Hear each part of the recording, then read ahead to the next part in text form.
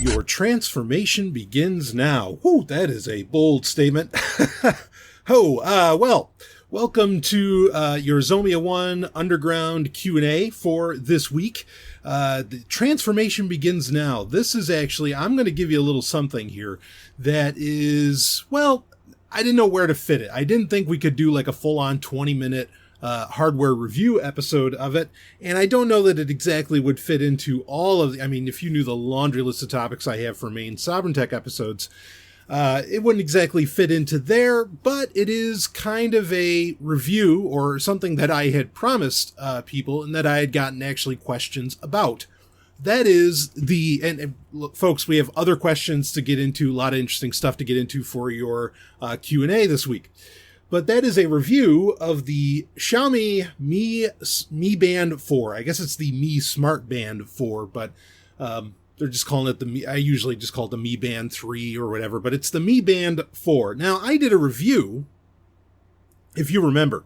By the way, did you know in Return of the Jedi, actually when it was originally called Revenge of the Jedi, you know, Star Wars, the script originally had 15 Death Stars in it? Fuck yeah! Where is that script? In fact, look more into that, because what is it, when the Emperor says the sanctuary moon of Endor, come to find out that's from a little bit different area of the script. Anyway, that is another conversation. That is for an episode of TIE Fighter Renegades, which the episode of TIE Fighter Renegades from this month is already recorded and done. Rob and I had a great time. That's going to be coming out shortly. So because there's so much to talk about during D23. Anyway, but we're not talking about that. We're talking about the Mi Band 4 from Xiaomi.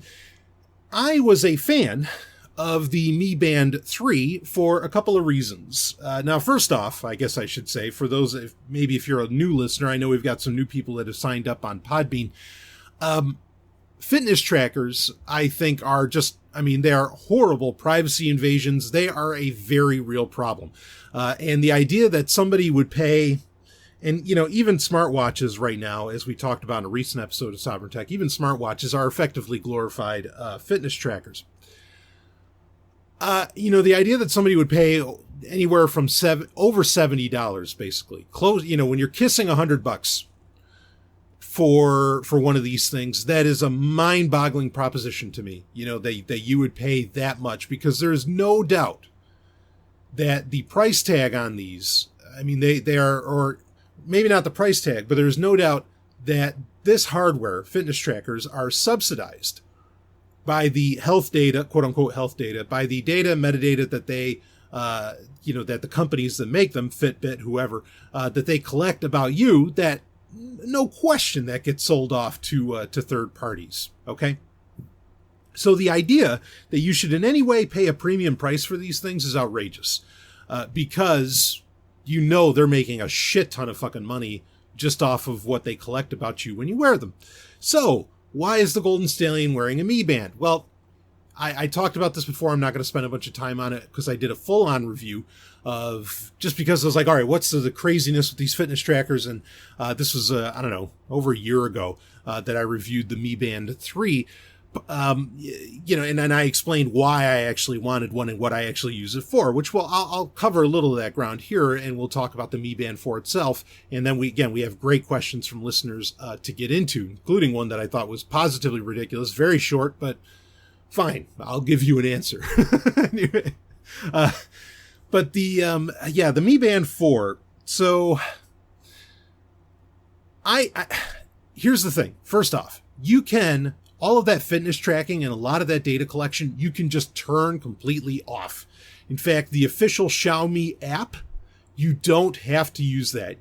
There are third-party apps that work with the hardware that can mitigate a lot of those concerns. You don't have to use it as a fitness tracker, because quite frankly, I don't. Now, I have been wearing the Mi Band 4 for a little bit, and I am they're fitness trackers first and foremost, right? That's not what I use them for, but that's what they are first and foremost. I am a guy who, in case you haven't realized it, or seen from, sometimes I'll share a gym picture here and there or whatever. I am a guy who takes fitness incredibly seriously. Okay. I am never mind. I'm not going to say that.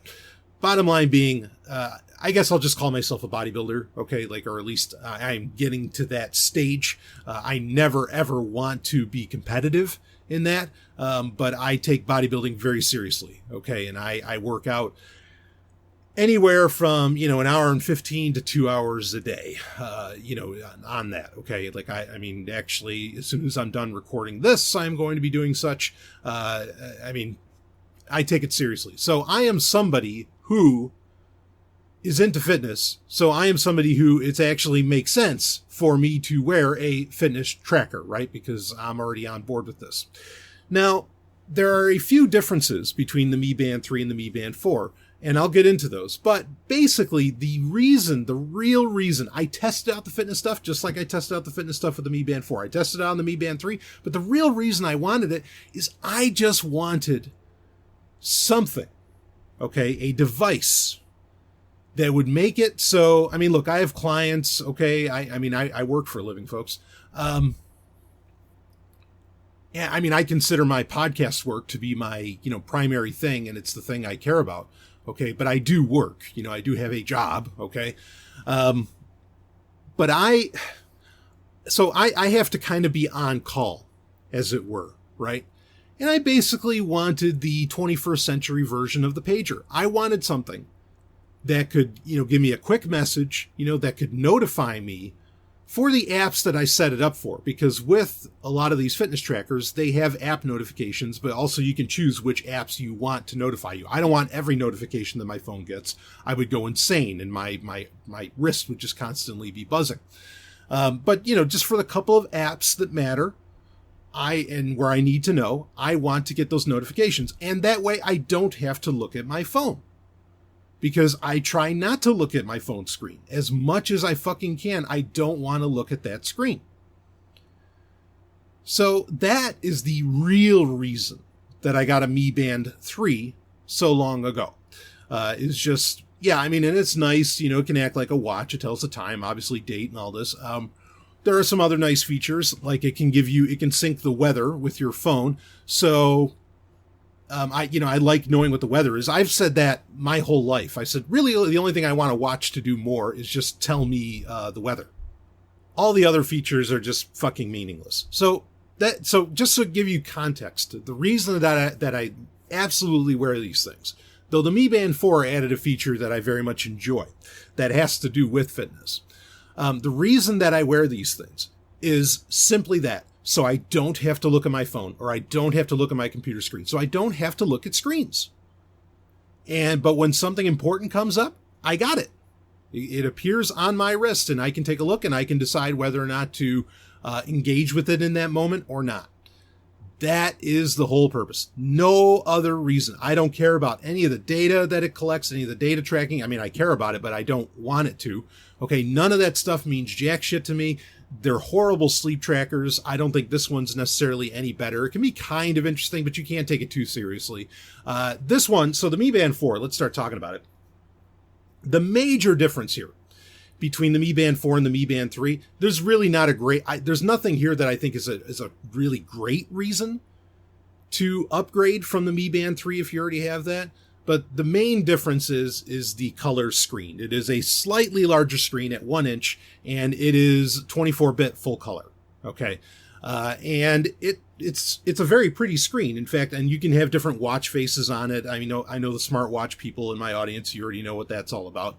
But there's some interesting watch faces that exist for this. I have one on here right now. It's called High Tech. It basically looks like something out of Tron, which I couldn't be happier about. And I think that's slick. But that's the major difference. Otherwise, like size-wise, all this other stuff, there is no really appreciable difference between the Mi Band 4 and the Mi Band 3. There's no like crazy performance difference. I mean, how much more performance can it get? I mean, it's only like, I think the onboard storage is like 16 meg. I mean, there's practically nothing to it. So it's barely a smart device. Okay. The Mi Fit app, okay, which connects to it. Again, you can use other ones that don't, if you're concerned about what Xiaomi and the Tricoms are collecting about you, which, okay, if you're worried about if you're worried about China, the Chinese government, and you're not worried about the U.S. government, you have very real problems. So you've got some spooks to get out of that head. Anyway, so yeah, the Mi Fit app has been updated since the time of the Mi Band 3. I don't see anything really great or updated about it like that makes a big difference. There's nothing really special there. I mean, I guess I'll just cut to the chase on this. The major the only new real feature, and they've kind of even fucked this up. Okay. All right. Well, here. So there are some new fitness tracking features, like it can track swimming, and also it can track like general exercise and keep an eye on your heart rate and things like this. And it can auto detect supposedly when you are exercising, just like it supposedly can auto detect when you're sleeping. I debate all of that, and I have seen mileage vary on how well this stuff works. Folks, understand, I was talking about price earlier. I was going to get to this. These devices never cost more than $40. They just don't, and so in that price range, the 25, depending upon the Mi Band 3 or Mi Band 4, the $25 to $40 price range, that's a price range where you can go, yeah, let's just try it and see if it fucking works for me in any appreciable way. Right? Like that, it's not these Fitbits that cost $300 or the smartwatches that cost stupid amounts of money, whatever. I mean, it's nothing like that. This is a very basic device that does what it does. And, if you're into it, I think it does it as well as a Fitbit does. But anyway, so you have a couple new fitness features where there's like general exercise and swimming. Neither of those really mean anything to me. The new feature that actually got me to buy the Mi Band 4 instead of the Mi Band 3, or, to upgrade from the Mi Band 3 was not the color screen, nor was it any of the fitness features, because like I said, I really don't care about those. Even though supposedly their ability to track, their auto ability to track is better on the Mi Band 4 than they were on the 3. The thing is that there is a music control feature where basically you can control the music app, and it works with, I've tested it. It works with Audible. It works with the smart audiobook player. It works with Podbean. It works with, your podcast apps and Plex. It works with Plex. It works with Power Amp. It works with all of them. It even worked with, believe me, I was fucking with it with Apple Music. It worked with that too. Works great. That was the feature where it was another feature that gave me the advantage or another advantage in what I wanted to wear this for anyway, which is don't look at the phone screen. So because of this, now when I go to the gym, okay, this is a flaw. And in fact, I mentioned this when I did do a hardware review of the Project Rock Under Armour wireless headphones, the big over the ear ones. My one critique with those headphones, or my major critique with those headphones, was that it didn't have a track skip control where you could go back and forth with the tracks. I thought that was a complete fail. There's no reason, especially with the size of those headphones, there's no reason not to add that feature and to add in a track skip feature. But they didn't. For whatever fucking reason, they didn't do it. Now, you can get plenty of Bluetooth headphones that do have that feature. For example, the classic, the Plantronics Backbeat Fit 3000 or whatever the hell they were, I would dare say are the greatest headphones ever made. They have that feature where you can go back and forth with songs. But, my Project Rock headphones don't have it. But other than that, those headphones are so great, I just don't want to lose them. I don't want to get rid of them. So the Mi Band 4 has one of its features that you can swipe up to, where you can see weather, you can see notifications, you can see the time, you can see heart rate. One of the features you can swipe up to is, music player controls. And it does it well. It has back, it has forward, go to the track before, go to the track after. It has volume controls on it, which can be that can actually be a thing when I have wired headphones, like my Creative Arvana Airs plugged into my phone. These don't have any inline controls on them. So for the Mi Band 4 to have it, that can be kind of nice. And it has pause and play, and it kind of gives you a circular indicator of how far you are into the track. So it's nice. Like it's very simple, and it tells you what track it is, the name of it and everything, obviously reading the ID3 tag. It's nice, or reading what the app says, I guess. But it's very nice for what it is. It's a nice little feature. Here's the rub, though. while that's the feature that I wanted, there's a part of me that just wants to return this thing because it's buried. Like so when you activate the screen on a Mi Band, on any Mi Band, you can flip, you press the little button at the bottom, and which it doesn't have the dimple anymore, which I think is kind of a fail because that used to be how I would find it. But anyway, you can flip through where it'll say notifications, it'll say weather, it'll say status, workout, heart rate, and you just keep flipping through. Now, in the Mi Fit app, the adjoining app, you can reorganize at what stage these appear. But there's one at the bottom, which, again, you can put at the top if you need to, which I have because of the music controls, called More. And under More, it gives you a lot of other features. Now, you can't take any of those features out of More and just make them a main menu item to choose from, but that's where the music controls are. And to make it worse, when you get to More, you still kind of have to scroll down because the music feature of it is only half shown because it's the third one down. You have Do Not Disturb at the top. Ooh, sing a hailstorm.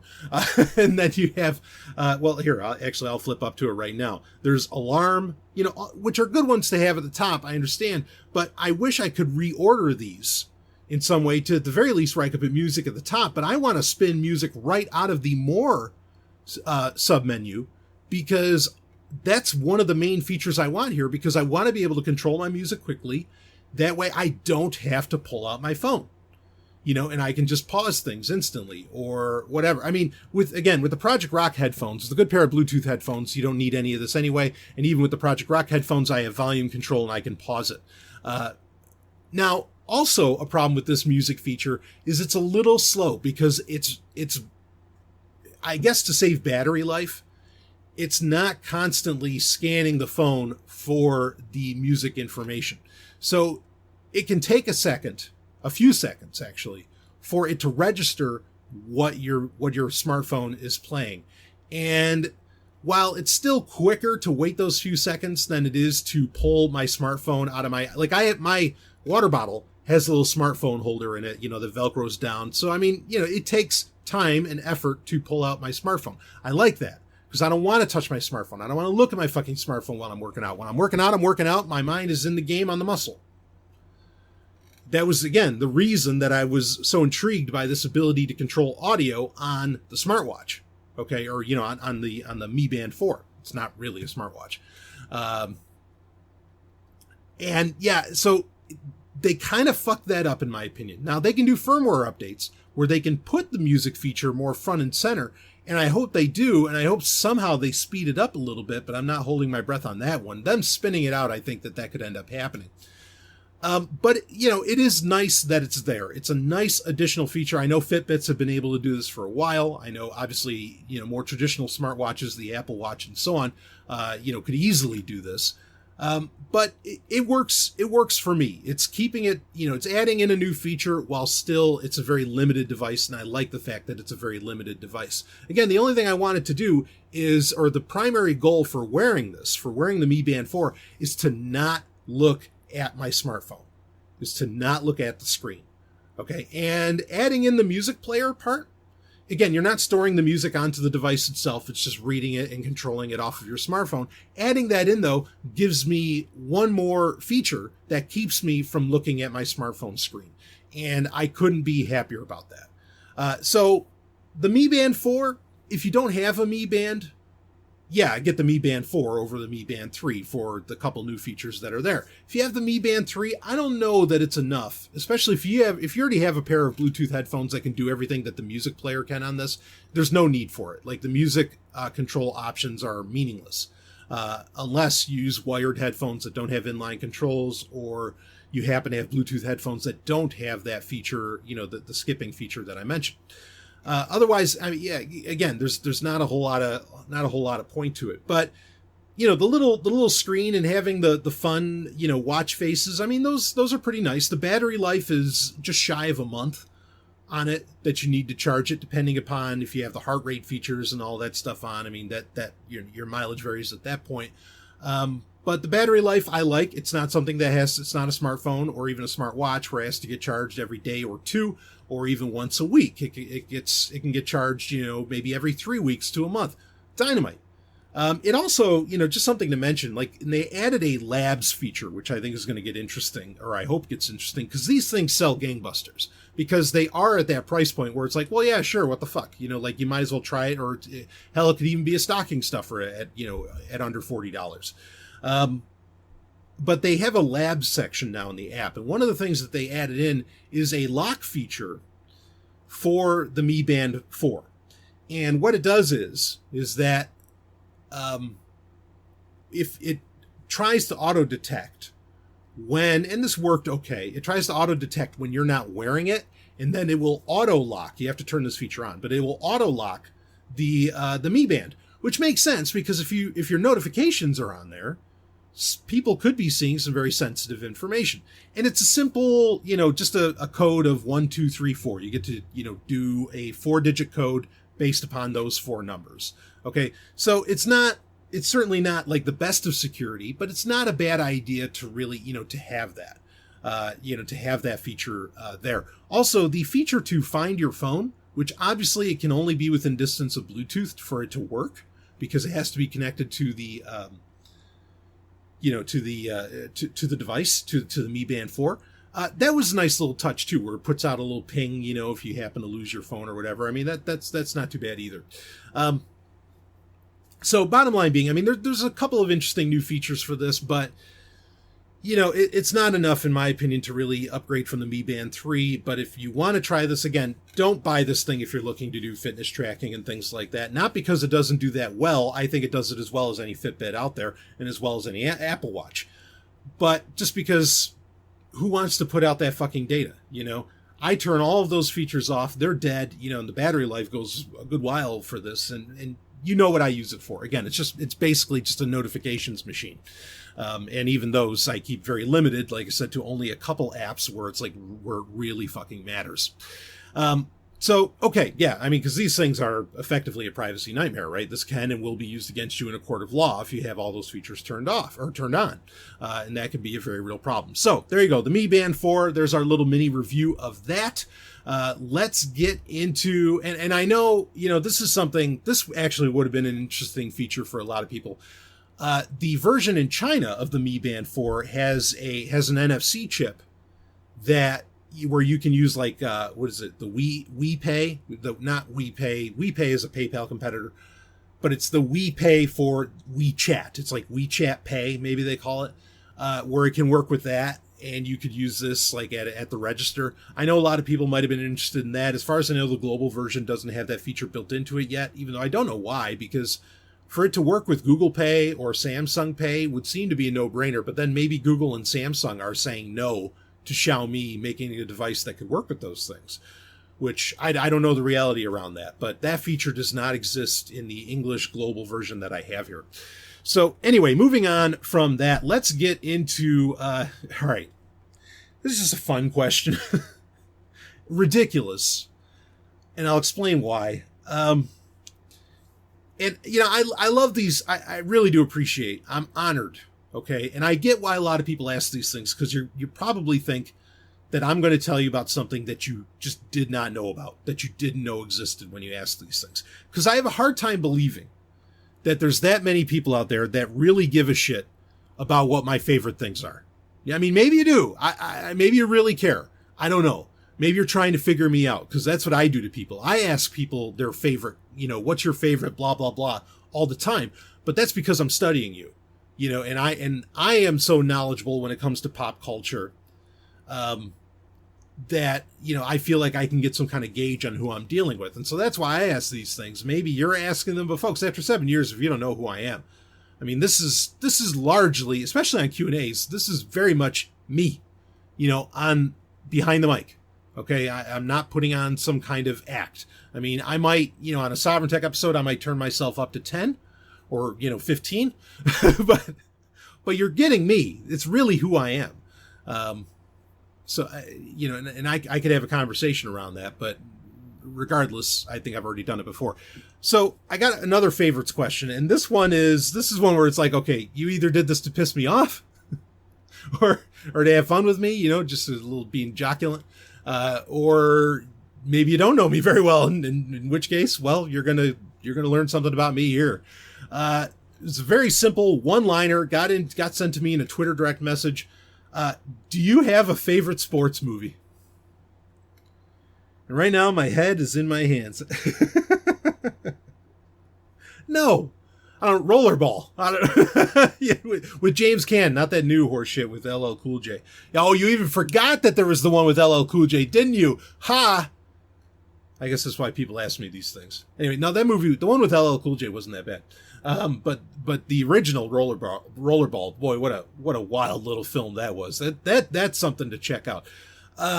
I mean, and actually, I really do like rollerball because I am a championship roller skater. I am an award-winning, both medals and awards, winning roller skater on quads. I know people don't believe it. It is the absolute truth. And fortunately, people who you absolutely do trust have verified that they have seen me roller skate, and their jaws were on the floor. So. I always like rollerball because it's like, oh fuck yeah, I mean, it's roller skating, and I love roller skating. It's an open secret of a passion of mine. I don't know. Does No Holds Barred count with Hulk Hogan? I love that movie. Just got the Blu-ray of that recently. Fuck, that's a great film. That I'm gonna do that movie. I need to do No Holds Barred. I know wrestling, sports, entertainment now, right? Well, at the time it was sports. And it still requires extreme athleticism. So you tell me what sports means. Give me the definition of that. If it means athletic competition, okay, or athletic presentation, let me tell you, there is no greater athletic presentation than professional wrestling, than, sports entertainment. Those people are the best athletes in the world. And I'm not going to explain again why. I've said it many, many times. We'll run with it. But I am going to do No Holds Barred for a climax at some point. I might have done it already, but this movie, the more you watch it, the more you see, and if you understand Vince McMahon, who is one of the producers of the movie, if you understand Vince McMahon's outlook on life, of course, Vince McMahon, the owner of WWE, you see that he is really, really making fun of the establishment in that movie. Like, he is, in fact, I often wonder if Hulk Hogan's character in that movie, his name is Rip. Rip Thomas is his name. And like, he has the shirt that says Rip 'em. In fact, I finally got, it's amazing. WWE finally sold a tank top that says Rip 'em on it. I bought that the instant it came out. I was like, yes, I want a No Holds Barred, because I love this movie. Anyway, I think that Rip 'em, or calling him Rip, might have been a tongue-in-cheek or like an Easter egg, a snide comment saying that this movie is ripping on the rest of the entertainment industry. And I want to get into a big conversation around that, so I'm going to save my climax of No Holds Barred for another time. But I think that movie has multiple, and I'm not kidding, it has multiple levels that it's working on. And it does it very well. So I think people look back at that movie. Was it from '89? They look back at it as like, oh, it's just a Hulk Hogan vehicle, whatever. It's no, there's a lot more going on there. That is a brilliant little film. Very well done. So anyway, if you could count that would actually probably top my list. No Holds Barred, if that gets counted as a sports movie, I would. Nothing could top that. And look, I can. All right. So the reason I said that somebody would ask me this to kind of piss me off, I'm just not a sports guy. I'm really not. Like, I watched baseball growing up. I used to really be into the Mets. I don't know. Again, I certainly, I can play sports. Like, again, I have medals for roller hockey, which is an Olympic sport, by the way. And in Europe, it's like the number 3 sport in the entire fucking continent. Okay. By no means am I not athletic, because I'm a nerd or something. That's an old trope that needs to die. It has nothing to do with that. I just don't give a shit about sports. I mean, yeah, I used to watch football, watch the Super Bowl and everything. Like, I get that when I was younger. But I can respect athleticism, but I just really don't give a shit about sports. Like, and I could get into a big conversation around where I know there are people who there's a phrase out there right now called football nerds. And every time I hear that, or like sports nerds, every time I hear it, I'm just like, no, no, no, no, no, no, no. We, as nerds, got our asses kicked for the better part of 3 or so decades. From the 70s, late 70s, going into the 90s, maybe a little bit of the aughts. We got picked on so hard because we were into the franchises, Star Trek, Star Wars, Doctor Who, whatever, for so long. Just because of that, just because we were into those fucking things, we would get picked on. I mean, I know there's more behind it. It's traumas being shared, passed down from parents. I mean, I get that. But we were picked on for that for so long. Jocks don't get to take our word and call themselves like sports nerds or something. It just... Anyway, you want to ask me about that? You want me to talk about that? You have comments about that? You go ahead and you ask them, and I'll get to them in a Q&A.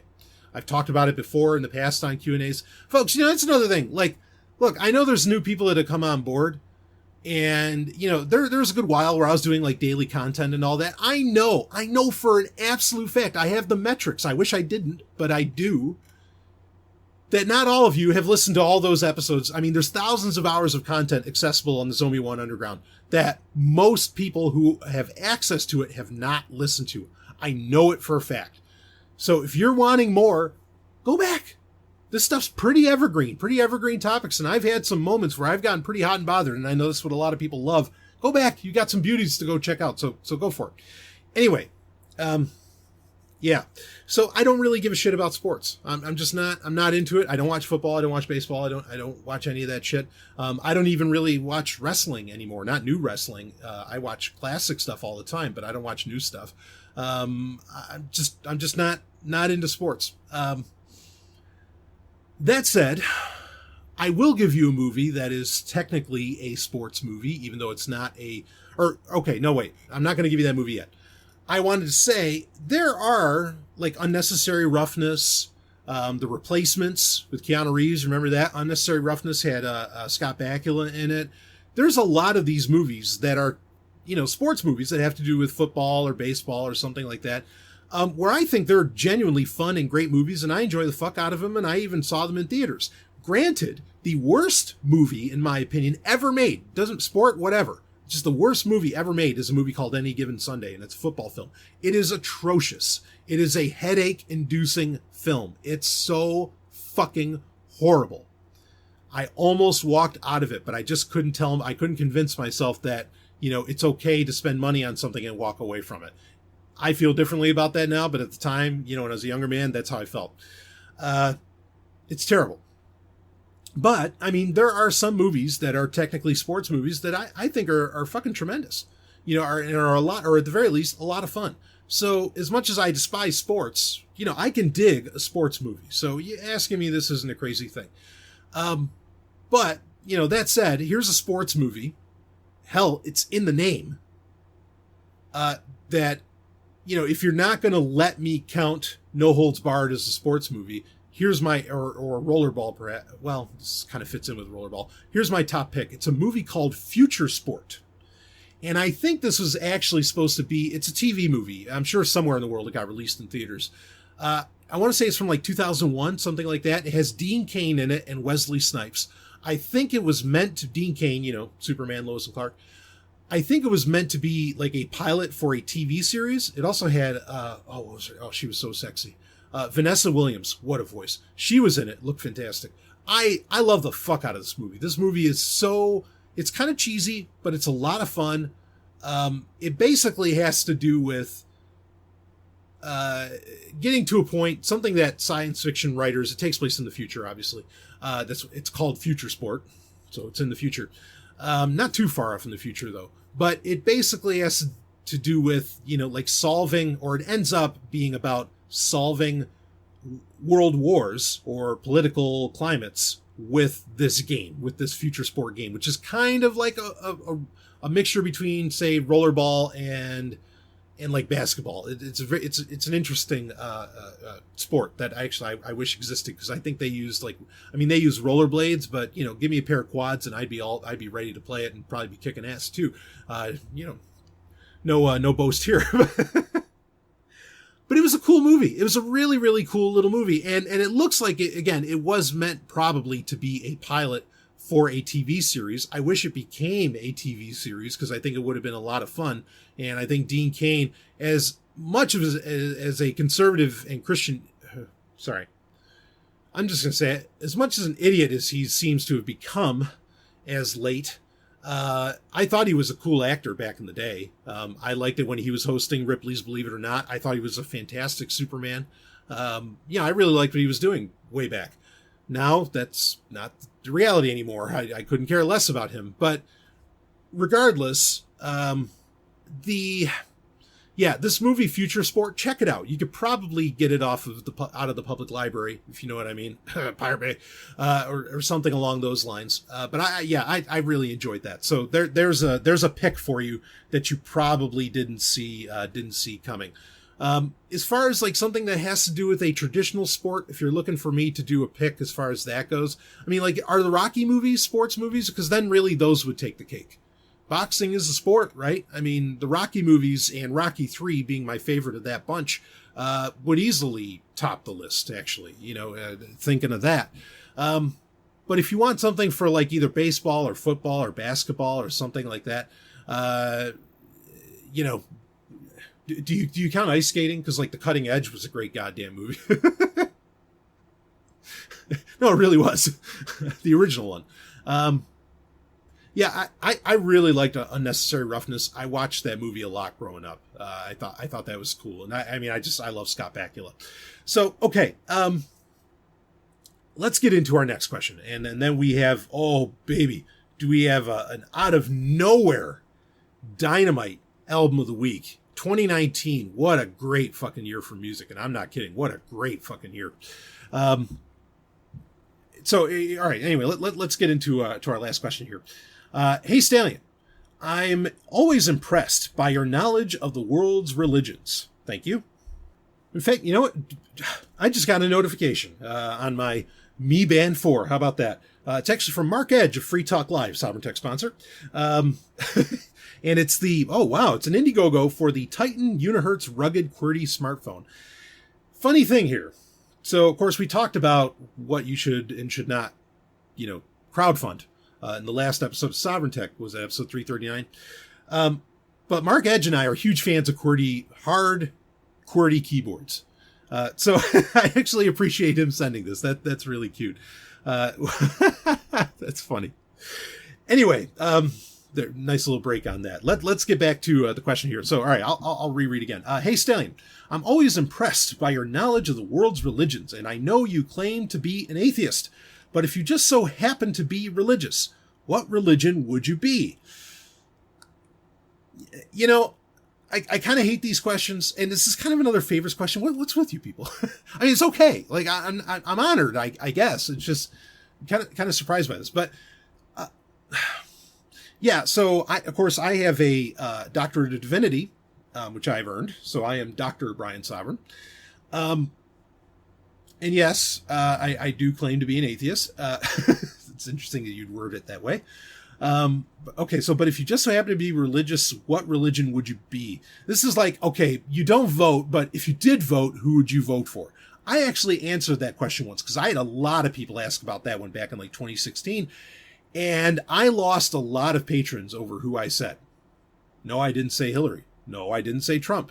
No, I also did not say, what was that guy? Johnson? Gary Johnson? No. Anyway, if you want to go back in the archives and go find that one, you can find out who I would have, because I was like, fine, whatever, I'll play your game, because you control the content for the Q&As. So okay, you can pull my strings for 1 hour. Here we go.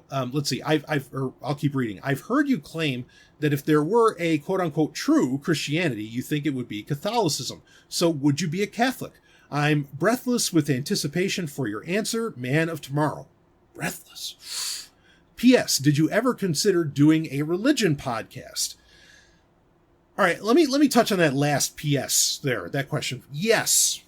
In fact, I talked about this a lot with some people, where even though I'd be coming at it from an atheistic perspective, but doing a breakdown of what's in the Bible from that atheist perspective, talking, basically doing a religious podcast discussing the Bible, other texts, without any skin in the game. Because I think that's where my unique outlook comes from on religions, is that I don't buy into whatever holy book you toss my way. I don't buy into its notion of good and evil. I sit outside of that. And because of that, I try to not have a bias when I read it. And I can either A, look at it as historicity, or B, find out where, whoa, this is just trying to lead in a certain direction, or is trying to do this, or maybe it's really saying that there's these, advanced civilization or something, that's going out there for me. But, that's kind of my unique power and perspective when I talk about religion, is that I don't have any skin in the game. I'm not, when I talk about it, I'm not coming from the perspective of the conspiracy of Satan or something like that, right? So anyway, I appreciate that people would want, because believe me, it's not like I thought of doing a religious podcast. It's that people asked me to do it. Now, I also admittedly thought about, wouldn't it be funny if I just put on a bit of a different name of some kind, a little bit of a different identity, and I did a straight Christian podcast. Okay, where I'm pretending to be Christian, and I am basically, giving a weekly sermon of some kind. Now, this is not a new idea. Televangelists like Joel Osteen and a bunch of other ones, they do this all the time. They pretend to be Christian, but they're not. Go down the list of them. How many more PTL moments? My brothers, I have sinned. Do we need to realize that these people are full of shit? And they're just doing it for money. Just watch. Oh, I can't believe this. And I'm not going to say how I saw it.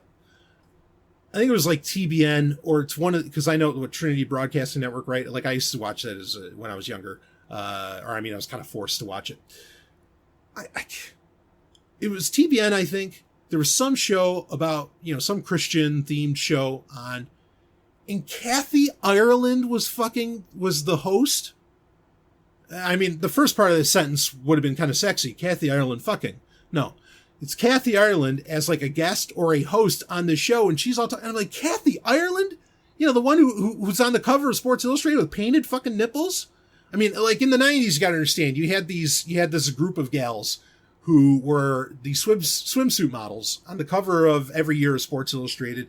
It was a golden age of the swimsuit issue. Now I don't think that anybody gives a shit. Because A, the internet, but B, whatever else. But at the time, you had Cindy Crawford, you had Elle McPherson, you had Kathy Ireland, you had a bunch of these different ones. They're just names everybody fucking knew. And I thought out of all of them, Kathy Ireland was just, I was, hormones raging teenager, barely. I thought Kathy Ireland was the fucking hottest of them all. She was so goddamn sexy. And then I go with this, and it's just speaking of wrestling, it's how Shawn Michaels became a Christian. I'm just oh, God damn it. It's fine. If people want to be that thing, okay. I get you and I respect you more or less.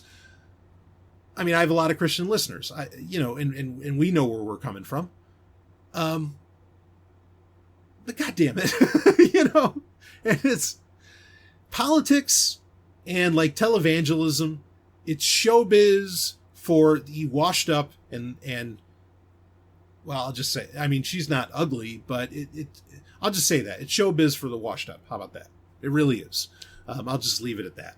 So, because there's an old saying that politics is just showbiz for ugly people, well. Anyway, so, yeah, I thought about doing either of those, but that's something, certainly right now, I don't have the time. Too much work, too much, yeah, it's just not going to happen. I have so much stuff that has to get out for Zomia ONE, that has to get out, or for Sovereign Tech listeners, that I'm still working on, that takes precedence. Books, all kinds of things. Okay. So what religion would you be? Would I be Catholic? I almost became a Catholic. The reason I know so much about Catholicism is because I studied it when I was coming out of Christianity, getting back to atheism and so on. This would be around 2007 or so. yeah, I almost became a Catholic because like I was studying it, and I think again, I've said this over and over again. Yes, they have the claim of historicity, where they can point their history back as far back as any other Christian religion can. The only one, the other one that would come close would be like the Waldensians, right? The Waldenses. They might have a better claim, but then we don't know a whole lot about the Waldenses because the Catholics tried to wipe them out of the, the Piedmont in the Alps. But I've mentioned those people many times. It's a great question. I mean, it's really not, but it is at the same time. Like, what do I think would be the true religion? Would I just go back to Judaism or something? No, because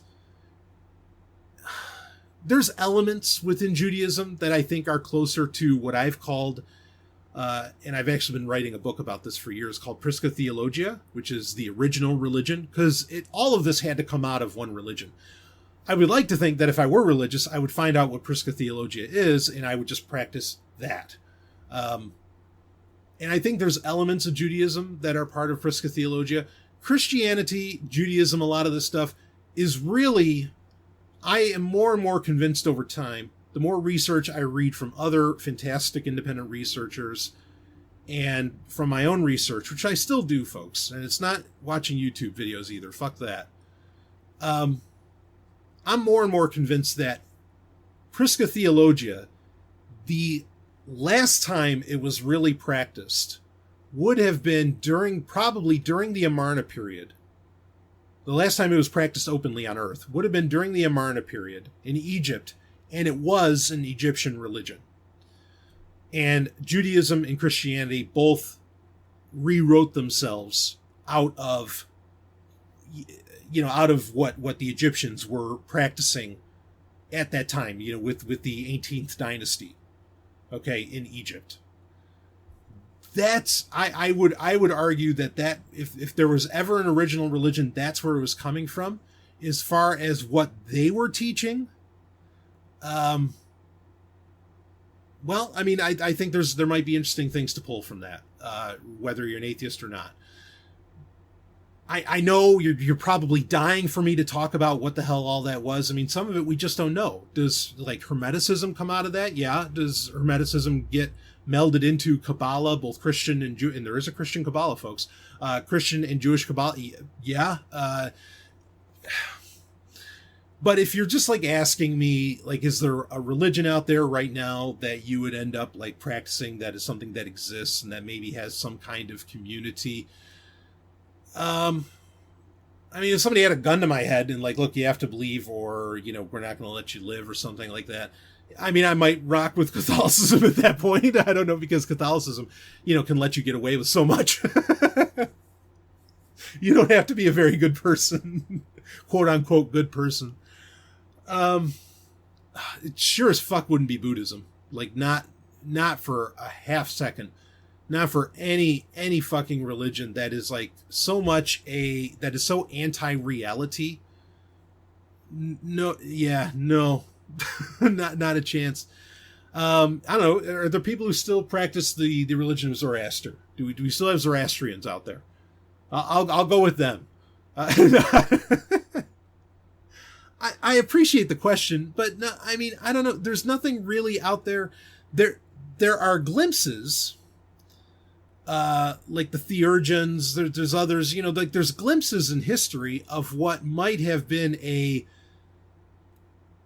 religion that made a little more sense than others, and that was maybe truly was benign in what it was trying to do. But yeah, I folks, I can't. I mean, I just can't. I'm not going to go become a Baha'i or something like that. I mean, that would have never, I would never even consider that. But I guess one that I would become, I can't really answer that. If there were a true religion, if somehow there were, supernatural aspects to nature, if there was a true religion, it's whatever they were practicing during the Amarna period in Egypt. That, I mean, and it was probably expressed previously, but that's the last time, and that's where you can at least get glimpses of whatever the fuck this true religion was, or what Prisca Theologia was. And I think a lot of the major faiths, some of which still exist, we're really all rebranding and just pulling from that. So that's what I got. That, and if I felt like some kind of compulsion to believe in a God, I mean, you got to understand, I don't even think, like, if you want to accept the concept that Judaism and Christianity and Islam come out of, like Abraham, okay, and come out of the Abrahamic faiths, right? Or that, like, they all have kind of a similar source, okay? Understand that all of those, I think, really outcrop out of some form of Kabbalah. Okay, maybe not necessarily everything that, say, like Hasidic Jews would practice out of Kabbalah, but it does come out of for lack of a better phrase, a Jewish Kabbalah. And Kabbalah itself, I don't think, actually teaches that there's a God. It teaches that there are forces in the universe, kind of similar to like what Carl Sagan or like Spinoza would have talked about. And maybe even Einstein, but like it's not actually, and it's not unironic that all three of those people are Jews, but there is some. See, this is the stuff that it's always hard to talk about. But that's within that, okay? Like, I think that people don't realize that when they really, really study what's available of Kabbalistic texts, that it actually teaches that there isn't a God.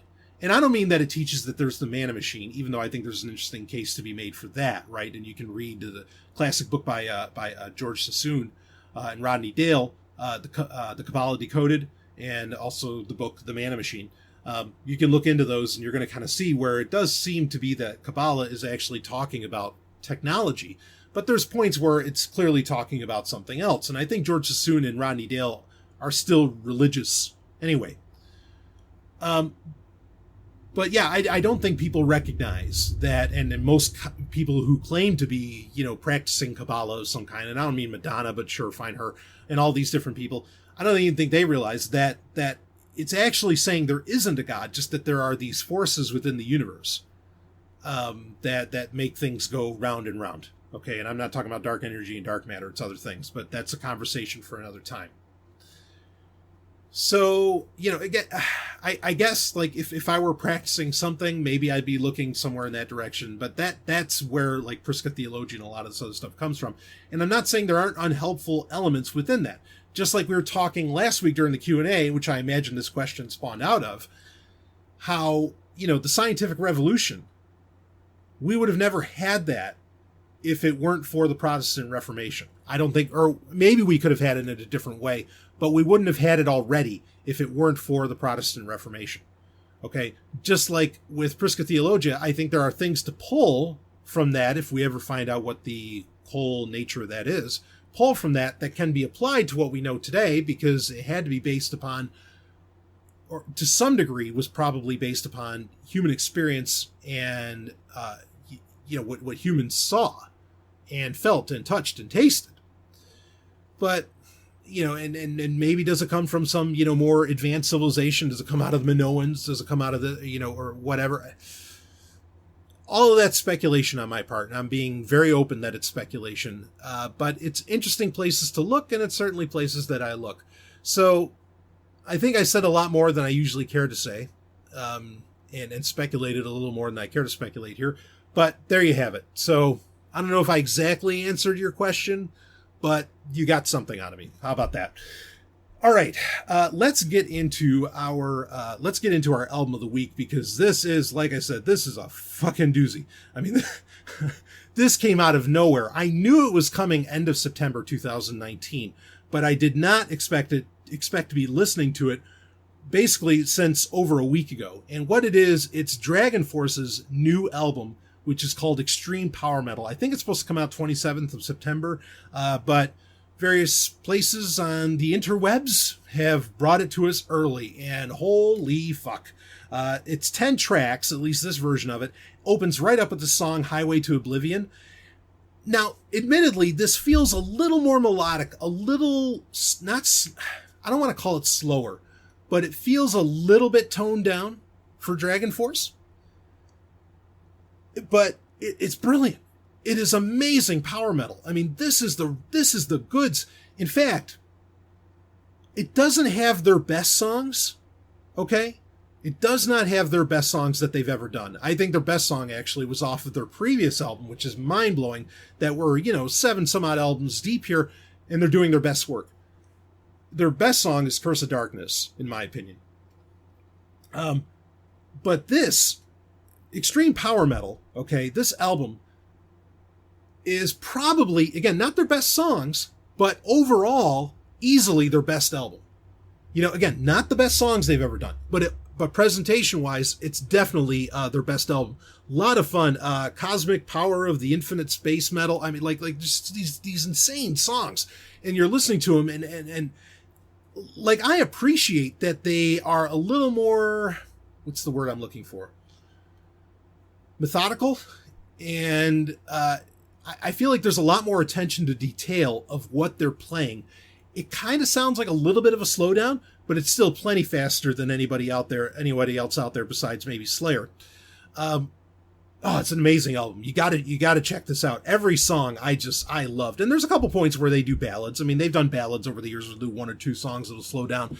But this is, in fact, oh man, there's a song on there. It's track 5, Troopers of the Stars, which I don't know if you get, anyway, it opens right up with, these guys like yelling out Red Jacks, Roughnecks, which you know what that is. It's Starship Troopers, Troopers of the Stars, Starship Troopers. And the whole song is about Starship Troopers. And I just thought, as soon as I heard Red Jacks, Roughnecks, I was like, oh, fuck yeah. So this is a really, really cool album. Very well done. Like I said, I think it's their best album yet. Even though, again, it does not have their best songs. It is their best overall album presentation that they've ever done. So if you're a fan of DragonForce like I am, I'm a huge fan. This is a treat. This is a very well done album. 2019, what a fucking year. That new Beast in Black, new Battle Beast, new Whitesnake, new Scott Stapp. Who am I missing? Because there's so many people that are coming out with so many great fucking albums. So many bands, modern and old, that have come out with great albums this year. I mean, the only thing that could, I think at this stage, that could take it over the top would be if Kiss came out with a new album, which isn't going to happen, but fuck, that would be dynamite. But what a great goddamn year for music. I mean, this is one of those banner years. In fact, I haven't felt this great of a music year, I should say, since, ironically, 10 years. It's been 10 years exactly. 2009 was another banner year for music releases, especially from classic bands at that point. You had Danger Danger's new release back then. You had Winger's new release back then with Karma, which is one of their best albums ever. I mean, there's so much great shit that came out in 2009. But 2019 is shaping up to be just one of the greatest music release years ever. Very, very pleased with it. So anyway, check that out if you haven't. The new DragonForce, it's called Extreme Power Metal. The name can't get any more blatant, but it was a lot of fun. So more content to come out still in August, and I will see all of you on the other side.